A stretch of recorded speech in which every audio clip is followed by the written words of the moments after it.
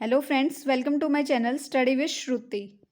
सो guys, इस video में हम डिस्कस करेंगे कि जो जो लोकल कोल्ड एप्लीकेशंस हैं उसका जो पहला पार्ट है यानी कि लोकल ड्राई कोल्ड, इसको हम डिस्कस करेंगे।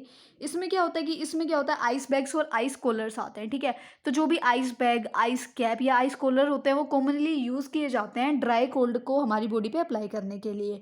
आइस कूलर क्या होता है? आइस कूलर है ना, एक नैरो सी लॉन्ग रबर या फिर हम प्लास्टिक बैग की तरह कह सकते हैं, जो हमारी नेक में फिट हो जाती है।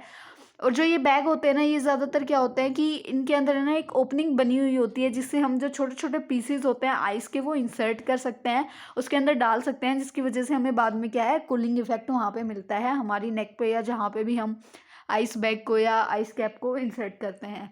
आपने बहुत सारे आइस पैक्स देखे भी होंगे या आइस बैग देखे ही होंगे कि जिनमें एक जेली होती है, उसको हम फ्रीजर में रखते हैं, उसके बाद अगर हम उसको निकाल के यूज़ करते हैं तो वो हमें देता है। तो वो भी होता है, और इनमें क्या होता है, स्पेस भी होता है, एक छोटा सा ओपनिंग होती है जिसमें से हम आइस के पीस भी डाल देते हैं। उसके बाद अगर हम ये प्रोसीजर करते हैं तो क्या क्या जो आर्टिकल्स हमें रिक्वायर्ड होते हैं, तो सबसे पहले एक बड़ा सा बाउल चाहिए। फिर क्या है, एक आइस बैग चाहिए जिसके साथ कवर हो।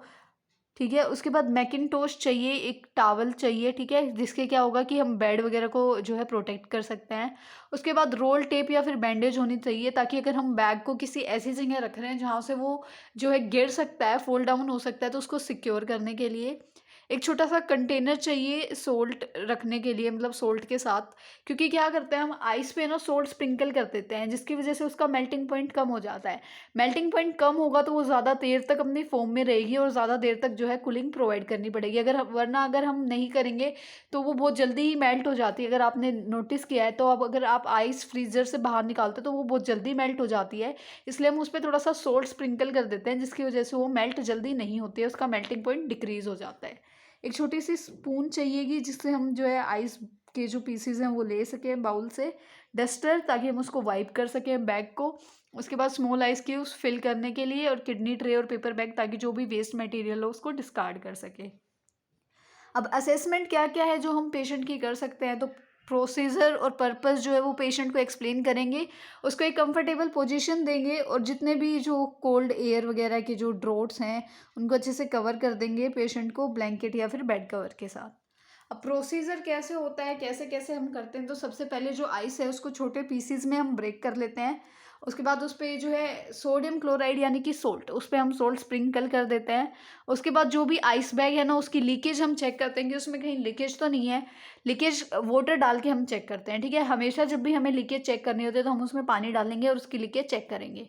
अगर लीकेज नहीं है तो हम बैग को खाली कर देंगे और उसको 1/3 जो है आइस से फिल कर देंगे। उसके बाद उसको एक फ्लैट सरफेस पे रख के उसमें से उसकी जितनी भी एयर है वो निकाल देंगे, और उसको स्क्रू अप करके, मतलब उसको स्क्रू करके, उसको बंद करके हम उसको मतलब उसको उल्टा करके देखेंगे कि उसमें दोबारा कोई लीकेज तो नहीं है। हमें रीचेक ज़रूर करना होता है।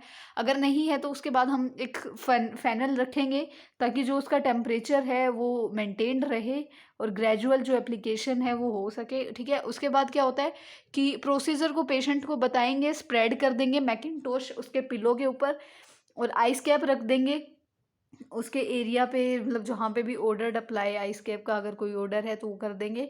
उसके बाद जो आइस बैग जो अप्लाई किया है उसको हम जो है 1.5 आवर तक रखते हैं और डिसकंटिन्यू कर देते हैं, अगर रिकवरी पीरियड के, मतलब एटलीस्ट ये डिपेंड होता है पेशेंट की कंडीशन क्या है, उस हिसाब से ही हम इसको यूज़ करते हैं। एट लास्ट हम क्या करेंगे कि जो भी हमारा ट्रीटमेंट है, जो भी हमने किया है, उसको हम चार्टिंग कर देंगे। उसके बाद आइस बैग जो है उसको वॉश कर देंगे, सोप और वाटर की हेल्प से उसको सुखा देंगे। उसके बाद उसके अंदर पाउडर डाल के, ताकि वो एक दूसरे से चिपके ना अच्छे से, क्योंकि वो रबर होते हैं ना, तो उसकी लेयर्स एक दूसरे से चिपक जाती हैं। ठीक है, तो उसमें थोड़ा पाउडर स्प्रिंकल कर देंगे। उसके बाद उसमें थोड़ी सी एयर फिल करके उसको स्टोर कर देंगे प्रॉपरली। तो ये सारा प्रोसीजर होता है जब हम लोकल ड्राई कोल्ड अप्लाई करते हैं।